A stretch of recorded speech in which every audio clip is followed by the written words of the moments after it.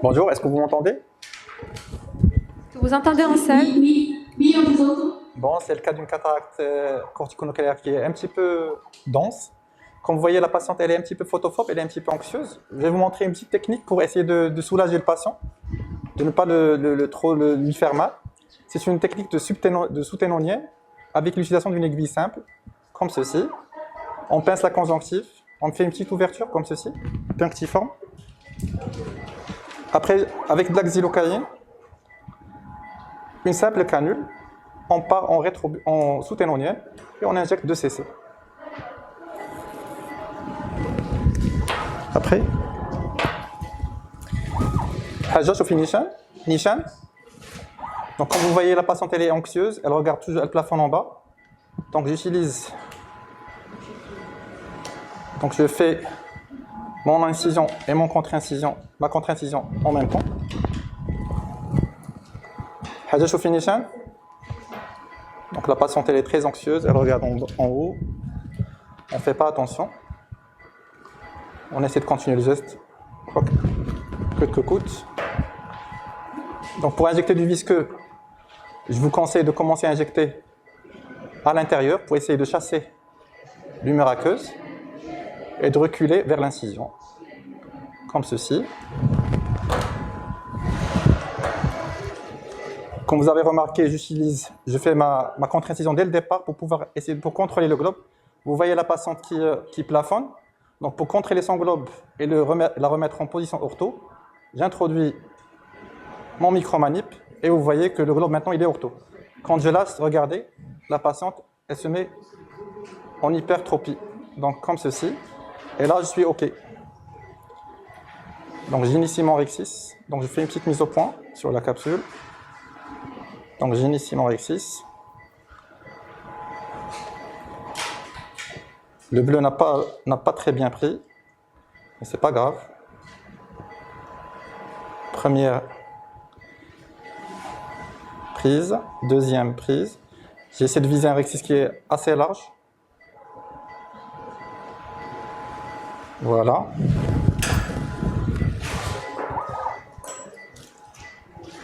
Donc hydrodissection. Donc astuce pour faire tourner le noyau. On met la canule dans le corps de la cataracte et on tourne. On introduit dans le corps de la cataracte et on tourne.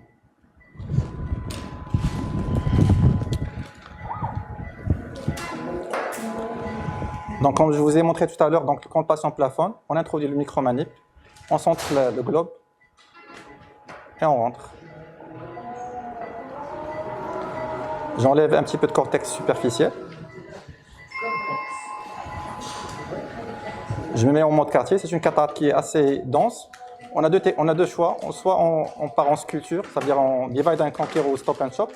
On peut faire ce qu'on appelle un submarine chop, comme ceci. Je rentre en mode quartier, je pars dans le noyau, pédale à fond. Quand j'arrive au centre, j'introduis mon micromanip et je sépare, comme ceci. Je fais tourner.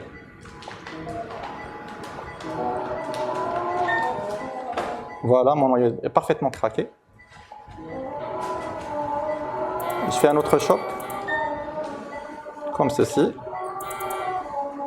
Voilà, là j'ai 3 fragments.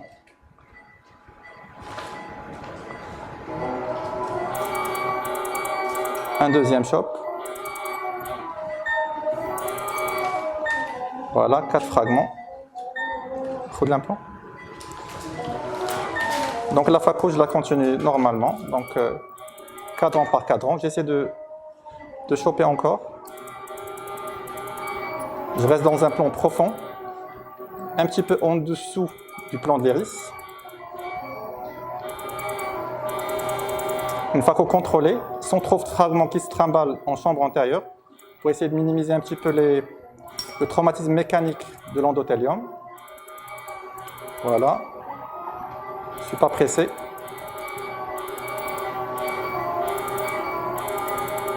Toujours dans un plan profond. Faire attention à ces petits fragments qui peuvent rester à la fin, qui peuvent nous surprendre le lendemain.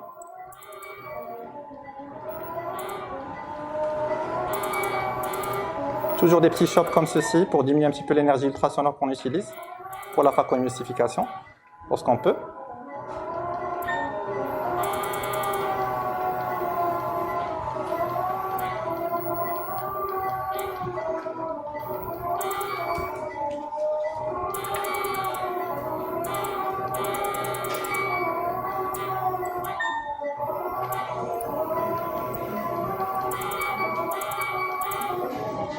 Il faut faire très attention à ces petits fragments qui n'ont pas dans le sulcus ou autre part.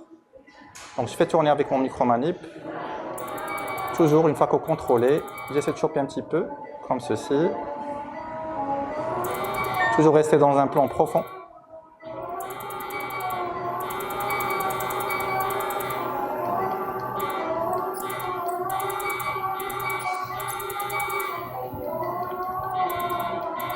Il ne faut pas se précipiter pour ne pas avoir beaucoup de débris qui se trimballent dans la chambre antérieure.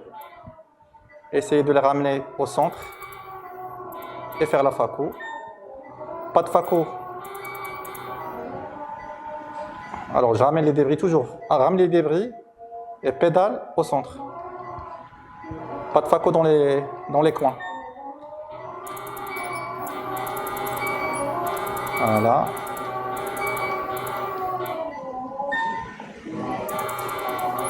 Pour le dernier fragment, je vous montre aussi une petite astuce. Pour les gens qui ont des brèches en fin de phaco, c'est de prendre le micromanip, le mettre sous la pièce à main et faire sa phaco. Comme ça, même si on a de la capsule qui vient, il y a le micromanip ou le chopper qui nous protège du surge ou de la capsule qui peut venir taper. Regardez comme ça vient de se passer, ça vient de se produire. J'ai mon micromanip sous la pièce à main, même si la capsule remonte, je peux protéger contre la survenue d'une brèche par inadvertance, d'accord? Donc il reste de l'épinoyau, j'attrape doucement, je le remonte, et voilà. Bien.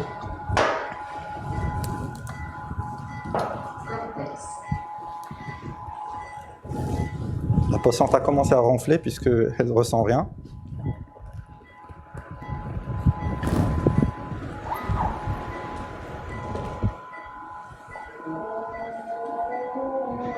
Donc lorsqu'il y a myosis, il faut faire attention ici, vers les portes-service, il y a des petits fragments qui peuvent venir se coller à la porte-service. D'accord? Lorsqu'on ne voit pas les côtés du sac, on va avec le micromanip, on pousse, on vérifie s'il n'y a pas de cortex qui est caché par le myosis, comme ceci. Un petit polissage ici. Voilà, on vérifie ici aussi. Ici aussi, il y a un petit peu de cortex. Attention.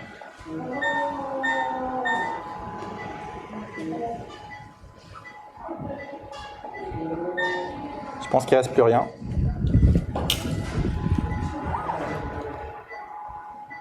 Donc on remplit bien le sac. Pour l'implantation, on n'a pas besoin d'élargir. Lorsqu'on introduit l'injecteur et que ça ne rentre pas besoin d'élargir. Là, ça rentre tranquille, donc c'est bon.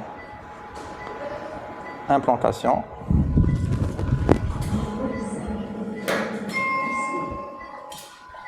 Donc on enlève tout le visqueux. Il y a l'incision qui fuit un peu, c'est pour cela que l'iris tend à prolaber. On va sortir.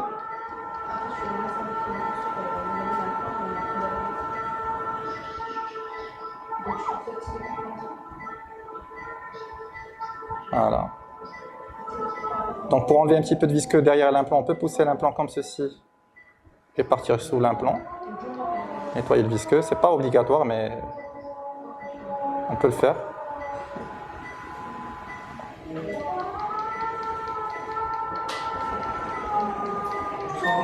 Donc pour éviter une sortie de l'iris, donc une hernie de l'iris, il faut arrêter l'infusion, essayer de sortir le plus vite possible, comme ceci.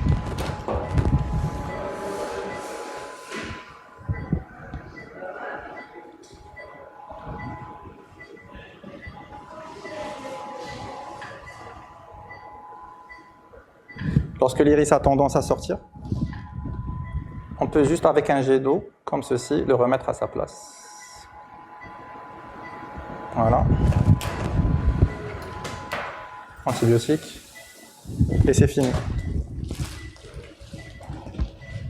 Des questions? Est-ce que vous m'entendez?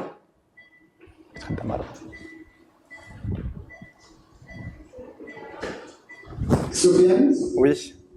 tu es parfait, c'est excellente chirurgie, bravo. Merci beaucoup, Dr Zidi. Alors,